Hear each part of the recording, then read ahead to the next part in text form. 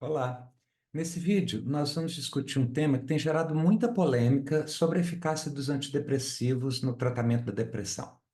Uma pesquisa recente de revisão da literatura científica colocou em xeque a teoria de que a depressão seria causada por algum tipo de déficit de serotonina. E como a teoria do déficit da serotonina é muitas vezes utilizada para explicar a ação de grande parte dos antidepressivos, os autores dessa pesquisa colocaram em dúvida a pertinência do uso desses medicamentos que são utilizados por milhões de pessoas no mundo. Isso gerou uma polêmica de enormes proporções no campo da psiquiatria e da saúde mental. Nesse vídeo, eu vou falar para vocês sobre o que nos informam as evidências científicas sobre essa questão e as consequências práticas dessa polêmica para a prática clínica. Se a teoria da falta de serotonina for uma falácia, que conclusões podemos tirar sobre a eficácia dos antidepressivos inibidores da recaptura da serotonina? Afinal, eles funcionam ou não? Fiquem comigo até o final para descobrir. Meu nome é Adriano Guiar, eu sou psiquiatra e esse é o canal Além da Serotonina, onde exploramos debates no campo das neurociências, saúde mental e humanidades. Se você deseja entender melhor a mente humana, obter informações científicas atualizadas e conhecer perspectivas diferentes sobre a saúde mental para formar a sua própria opinião, se inscreva no canal e comente ao final de cada vídeo para participar da discussão. Esse vídeo é baseado em evidências científicas e as referências bibliográficas utilizadas estão sempre disponíveis na descrição para sua consulta. É importante observar que tratamentos médicos não devem ser modificados sem o aconselhamento de um médico da sua confiança. E antes de começarmos, quero te fazer um convite especial. Na descrição desse vídeo você encontra um link para baixar o livro A Psiquiatria no Divã, Entre as Ciências da Vida e a Medicalização da Existência. Esse livro tem mais de 200 citações em artigos científicos e teses acadêmicas e é uma leitura obrigatória para quem quer entender melhor essa área fascinante da medicina. Então, se você tem interesse em se aprofundar nesse tema, aproveite essa oportunidade. Então vamos lá. Na semana passada, eu fiz um vídeo aqui em que comento uma pesquisa publicada pela psiquiatra e pesquisadora inglesa Joanna Moncrieff, na qual ela e seus colaboradores fazem uma revisão abrangente da literatura científica sobre a teoria da serotonina como causa da depressão. Se você ainda não assistiu a esse vídeo, eu sugiro fortemente que, assim que acabar esse aqui, você assista. O link está na descrição. A ideia de que a depressão é causada por um déficit de serotonina tem sido influente há décadas e fornece uma justificativa importante para o uso de antidepressivos. Ao prescrever esses medicamentos, muitos médicos explicam para o paciente que o remédio funcionaria corrigindo um desequilíbrio químico no cérebro causado por uma deficiência de serotonina. Porém, nessa pesquisa, Joana Moncrief e seus colaboradores mostraram que as principais áreas de pesquisa sobre a serotonina não fornecem evidências consistentes de que exista uma associação entre a serotonina e a depressão, e nenhum suporte para a hipótese de que a depressão seja causada por uma atividade ou concentrações reduzidas de serotonina. Assim, além de refutar a teoria do déficit da serotonina, os autores do artigo concluíram que sua pesquisa colocaria em dúvida também a pertinência do uso de antidepressivos, que são medicamentos utilizados por milhões de pessoas no mundo todo. Mas será que isso está correto? Podemos realmente chegar a essa conclusão? Que consequências práticas podemos tirar da pesquisa realizada por Moncrief e seus colaboradores? Se a teoria da falta de serotonina é falsa, isso significa que os antidepressivos não funcionam? Essas são perguntas fundamentais que precisamos nos fazer. A publicação dessa pesquisa levou a um intenso debate. Alguns disseram que, na verdade, os psiquiatras nunca acreditaram na teoria do déficit de serotonina. Outros fizeram críticas metodológicas à pesquisa realizada por Moncrief e seus colaboradores, às quais ela responde muito bem. Mas uma crítica me parece pertinente. É aquela que diz que Moncrief dá um salto interpretativo quando coloca em questão a eficácia dos antidepressivos. A pesquisa que ela realiza demonstra que a teoria da deficiência da serotonina na depressão não se sustenta empiricamente. Isso, de fato, coloca em questão uma conclusão aparentemente lógica que é vastamente explorada e divulgada pela indústria farmacêutica e reproduzida em revistas e reportagens sobre a depressão. A conclusão lógica é a seguinte: Se os antidepressivos melhoram a depressão e os antidepressivos são drogas que aumentam a disponibilidade de serotonina na fenda sináptica, logo, a depressão seria causada por um déficit da serotonina que é corrigido pelo antidepressivo. A pesquisa de Moncrief e colaboradores demonstra empiricamente que a teoria da serotonina é falsa, ou seja, o enunciado C é falso.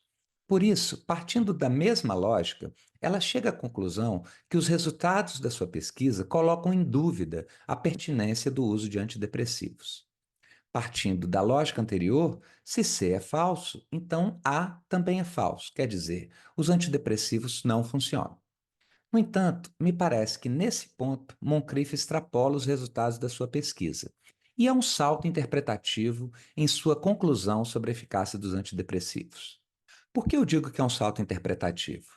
Porque o fato da teoria da serotonina ser falsa não prova, por si só, que os antidepressivos não funcionam. Ela prova que a teoria da causalidade da depressão, que foi depreendida a partir do mecanismo de ação dos antidepressivos, é falsa. Somente isso. E isso já é grande coisa.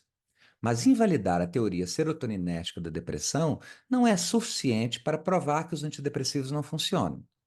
Para isso, é necessário que existam estudos que demonstrem empiricamente, e não apenas teoricamente, se os antidepressivos funcionam ou não. E esses estudos existem? Sim, há uma penca deles e um intenso debate sobre a eficácia dos antidepressivos. Alguns dos mais importantes eu vou discutir com vocês aqui agora. Duas pesquisas foram verdadeiros divisores de águas nos estudos contemporâneos sobre a eficácia dos antidepressivos. O primeiro é o estudo conhecido pelo acrônimo STAR-D. STAR-D é o maior ensaio clínico prospectivo sobre o tratamento da depressão já realizado no mundo. Essa pesquisa tem sido o principal farol que orienta as decisões de tratamento da depressão desde 2006, quando uma série de publicações relatou seus resultados. Esse estudo se destacou de todos os que o antecederam por diversas razões. Ao contrário da maioria dos ensaios clínicos, que são financiados pela indústria farmacêutica e são realizados com pacientes que se voluntariam para a pesquisa e ganham para isso, o STAR-D foi uma pesquisa inteiramente financiada pelo governo americano. E os pacientes que participaram foram recrutados em centros de tratamentos reais em diversas cidades dos Estados Unidos. Assim, a pesquisa elimina uma série de vieses encontrados em outros estudos e os seus participantes são, de fato, representativos da população real que procura tratamento para a depressão. O estudo foi feito assim. Todos os 2.876 pacientes inscritos começaram o tratamento com um antidepressivo inibidor seletivo da recaptura de serotonina e foram acompanhados pelos médicos da sua clínica por um período de 12 semanas. Nessa primeira fase, os pesquisadores avaliaram quantos pacientes tiveram remissão completa dos sintomas depressivos com o tratamento, quantos tiveram apenas uma resposta parcial e quantos não melhoraram nada. Os resultados iniciais foram surpreendentemente baixos. Apenas 30% dos pacientes obtiveram uma remissão completa dos sintomas com o uso dessa primeira intervenção com o antidepressivo. 70% dos pacientes não conseguiram atingir o objetivo do tratamento da depressão, que é a remissão completa dos sintomas. Então, esses pacientes que não tiveram remissão passaram para a segunda fase da pesquisa, na qual podiam tentar trocar por um outro antidepressivo, ou adicionar mais um antidepressivo ao primeiro, ou ainda adicionar a terapia cognitivo-comportamental. Em cada uma dessas opções, a taxa de remissão ficou mais uma vez em torno de 30%, sem diferenças significativas entre cada uma delas. Na fase 3 e fase 4, os pacientes que ainda não tinham obtido a remissão dos sintomas nas fases anteriores eram submetidos a tratamentos com antidepressivos cada vez mais intensos. E ao final dessas 4 fases do estudo, a taxa de remissão total reportada ficou em 67%. Uma das principais implicações clínicas desse estudo foi ter demonstrado que, na população clínica real, a eficácia dos antidepressivos é muito menor do que aquela encontrada nos ensaios clínicos tradicionais, de onde vinham a maior parte das pesquisas anteriores sobre os antidepressivos. Outra diferença importante do STAR-D para os ensaios clínicos tradicionais é que nos ensaios clínicos há sempre dois braços na pesquisa. Um grupo de pacientes recebe um medicamento que está sendo testado e o outro grupo de pacientes recebe um placebo. Isso é feito dessa forma para se avaliar o quanto da eficácia do medicamento pode ser atribuído realmente à droga e o quanto é somente o efeito da influência do médico e de outros fatores subjetivos que também contribuem para a resposta clínica dos pacientes. Eu farei outro vídeo só para discutir esse aspecto extremamente importante e deixarei aqui na descrição. Por ora, o que precisamos saber é que, como o STAR-D representa situações clínicas reais, não há comparação entre o efeito do medicamento e o efeito do placebo nesse estudo, de forma que não é possível saber o quanto dessas taxas de remissão, que já foram baixas, podemos atribuir realmente ao efeito do antidepressivo e o quanto se deve exclusivamente aos efeitos da influência do médico e de todo o contexto psicológico que envolve a situação clínica. Apesar de ser sido um certo banho de água fria devido às baixas taxas de remissão na fase 1 do estudo, o STAR demonstrou que, com estratégias de otimização do tratamento, como troca e associações de antidepressivo, as taxas de remissão iniciais de cerca de 30% puderam chegar até 60% dos pacientes na fase 4 do estudo. Desde então, isso tem orientado os médicos a insistirem em tratamentos cada vez mais intensos com antidepressivos naqueles pacientes que não apresentam uma remissão dos sintomas inicialmente.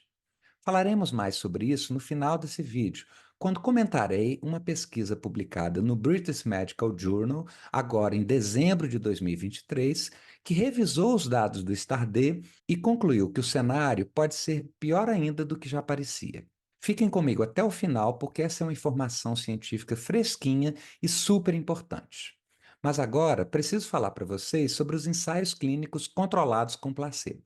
Como eu disse anteriormente, esse é o tipo de pesquisa mais comum para a avaliação da eficácia dos antidepressivos. Os pesquisadores recrutam os pacientes e os reúnem em dois grupos. Um vai tomar o placebo, o outro o medicamento. Ao final, são comparados os resultados dos dois grupos. O medicamento só é considerado eficaz se o número de pacientes que melhorou no grupo que tomou a droga for estatisticamente superior ao grupo que tomou o placebo. Isso quer dizer que, para provar que um medicamento funciona, não basta os pacientes melhorarem, pois muitos deles melhorariam se estivessem tomando uma pílula de farinha. Vamos dizer que no estudo, 60% dos pacientes melhoraram. Se não houver uma comparação com placebo, você não tem como saber se eles melhoraram de fato por causa do medicamento ou se foi apenas pela influência psicológica que o médico exerceu sobre ele, por exemplo. Por isso, essa comparação em dois grupos é considerada fundamental na ciência. Acho que já deu para vocês entenderem. Se não, me avisa aqui nos comentários que eu explico melhor. Bom, existem centenas de ensaios clínicos assim, muitíssimos deles financiados pela indústria farmacêutica para obter a aprovação de um medicamento junto ao FDA. Mas às vezes, uma pesquisa pode mostrar um resultado e outra mostrar um resultado diferente. Por isso, para uma informação científica ter um valor de verdade mais robusto, se considera que, ao invés de acreditarmos no resultado de uma pesquisa apenas, o melhor é fazer uma avaliação de todos os estudos publicados sobre um determinado assunto. Por exemplo, se eu quero saber se um antidepressivo X funciona para depressão, a informação de uma pesquisa só é ok, mas se eu revisar todas as pesquisas que já foram publicadas sobre aquele assunto e submetê-las a uma análise estatística rigorosa para chegar a um resultado comum, eu tenho uma informação científica muito mais poderosa e confiável. Isso é, grosso modo, o que se chama de revisão sistemática e meta-análise. No entanto, ainda existe uma pegadinha que pode enviesar os resultados das pesquisas, mesmo numa revisão sistemática e meta-análise. É o viés de publicação. Geralmente, uma revisão sistemática é feita tomando como referência todos os estudos que foram publicados sobre um determinado assunto. Mas lembra que eu falei que boa parte das pesquisas sobre a eficácia dos medicamentos são financiados pela indústria farmacêutica para tentar obter a aprovação do seu medicamento junto ao FDA? Imagine agora que uma empresa financia uma pesquisa para avaliar se um medicamento X funciona para depressão e os resultados são negativos. Depois, ela faz uma segunda pesquisa, testando novamente o mesmo medicamento, e agora os resultados são positivos. Você acha que essa empresa escolheria publicar nas revistas científicas quais resultados? Os da primeira pesquisa, que mostram que aquele medicamento não funciona, ou os resultados da segunda pesquisa? Claro que seriam os resultados da segunda pesquisa. Isso é conhecido como viés de publicação e foi se tornando uma preocupação cada vez maior dos pesquisadores, pois acaba gerando revisões sistemáticas enviesadas. Então, em 2008, pesquisadores da Inglaterra, Estados Unidos e Canadá publicaram uma pesquisa que, assim como o STAR-D, foi também um marco nos estudos sobre a eficácia dos antidepressivos. E seus resultados também geraram enorme debate. Por quê? Primeiro, por causa da metodologia. Os realizadores dessa pesquisa chegaram a resultados muito mais confiáveis porque conseguiram driblar o viés de publicação. E o que eles fizeram? Eles tiveram a ideia de fazer uma revisão sistemática e meta-análise sobre a eficácia dos antidepressivos, mas ao invés de analisar apenas os estudos que estavam publicados nas revistas científicas, eles buscaram obter acesso direto ao banco de dados do FDA, onde, além dos resultados dos estudos publicados, constavam também os resultados das pesquisas realizadas, mas não publicadas sobre esse tema. E o resultado que eles encontraram sobre a eficácia dos antidepressivos foi que apenas em casos de depressão muito grave, o antidepressivo funcionava melhor do que o placebo. Nos pacientes com depressão leve e moderada, não houve diferenças significativas entre placebo e antidepressivo. Esse estudo foi um marco metodológico, inaugurou todo um debate sobre a eficácia dos antidepressivos que dura até hoje. Diversas meta-análises realizadas posteriormente também mostraram pequenas diferenças entre os grupos que usaram o medicamento e o placebo, e o significado clínico dessas diferenças continua a ser debatido. Na prática clínica cotidiana, os pacientes não têm como perceber a diferença de resposta entre o medicamento e o placebo. Eles têm uma resposta geral ao tratamento no contexto da farmacoterapia. O quanto dessa melhora pode ser atribuível ao efeito placebo não é identificável. Um novo artigo publicado no British Medical Journal bem recentemente, em dezembro de 2023, promete acender ainda mais esse debate. O estudo publicado reanalisou os dados da pesquisa STAR-D. Isso ocorreu porque, em 2015, houve uma alegação de violação de protocolo nos dados do STAR-D, que pareceu ter feito com que as taxas de remissão reportadas fossem maiores do que realmente eram. Assim, uma solicitação para reanalisar o conjunto de dados do STAR-D por uma equipe independente de pesquisadores foi iniciada e resultou na publicação desse artigo. Os investigadores concluíram que a taxa cumulativa geral de remissão nas 4 etapas do STAR-D não foi de 67%, como havia sido publicado inicialmente, mas sim de 35%, ou seja, aproximadamente metade. O debate científico que virá a partir da publicação desse artigo é fundamental e promete ser quente. Assim que tivermos mais informações relevantes, traremos aqui para vocês que nos acompanham. Para concluir, gostaria de retomar a questão que colocamos no começo desse vídeo. A pesquisa que Moncrief e seus colaboradores realizaram, mostrando que não existem evidências científicas para dar embasamento à teoria da deficiência da serotonina na depressão, tem grande importância clínica e informa os profissionais de saúde mental que devemos ser mais modestos e assumir que não sabemos muito bem quais são as bases biológicas responsáveis pela depressão e que a teoria do desequilíbrio químico, particularmente a tão popular teoria da deficiência da serotonina, é uma falácia. No entanto, isso não é suficiente para dizer que os antidepressivos não funcionam. Para isso, são necessários estudos empíricos que se dediquem a investigar especificamente esse assunto. Nesse vídeo, mostramos que os estudos existentes revelam uma eficácia modesta dos antidepressivos em comparação com o placebo, e o significado clínico dessa diferença está em discussão. Esse tema está em profundo debate atualmente e deve ser acompanhado de perto pelos profissionais da saúde mental, pacientes e todos aqueles que têm interesse na saúde pública. Se você gostou desse vídeo e quiser ser meu colaborador ou colaboradora na divulgação desse tipo de conhecimento, dá um like aqui embaixo, que isso ajuda o algoritmo a entender que essa informação é relevante. Se inscreve no canal e ativa o sininho para a gente te avisar quando trouxer um novo vídeo e comenta aqui embaixo o que você pensa sobre esse assunto para a gente conversar. Um abraço e até o próximo vídeo.